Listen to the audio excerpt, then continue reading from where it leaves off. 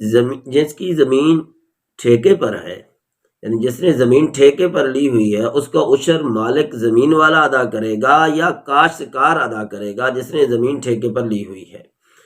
اللہ کا قرآن یہی کہتا ہے، سورہ انعام آیت نمبر 141، وَآتُوا حَقَّهُ يَوْمَ حَصَادِهِ، زمین کا حق ادا کرو جس دن تم نے اس کو کاٹا، یعنی اس کے کٹائی کے دن، اور کاٹنے والا کون ہے؟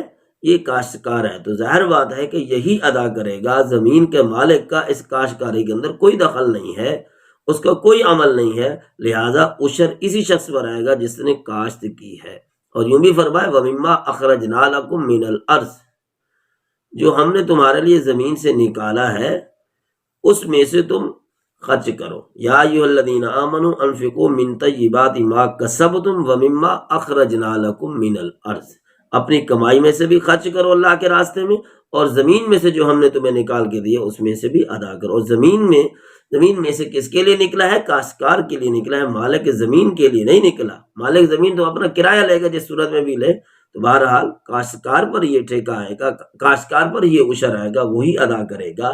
آج کل ہمیں ذرا مشکلات اس وجہ سے بھی نظر آتی ہیں کہ ہم نے دین کی چاشنی کو سمجھا نہیں اور چاشنی حاصل ہی نہیں کی، اس کا تلذذ اور ذائقہ ہمیں اس وجہ سے محسوس نہیں ہوتا۔ کھانا ہم کھاتے ہیں تو ذائقہ محسوس ہوتا ہے اور کھاتے ہیں، بریانی کھاتے ہیں ذائقہ اچھا لگتا ہے تو اور کھاتے ہیں۔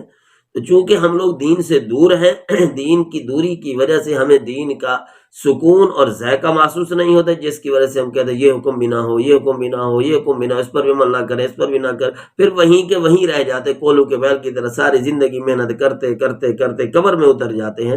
بہرحال اللہ کے حکم کو اپنا کر دیکھیں اور دل میں سما کر دیکھیں، انشاءاللہ اللہ پاک آئندہ فصل کے اندر بہت ہی زیادہ برکت عطا فرمائیں گے۔ اللہ پاک عمل کی توفیق عطا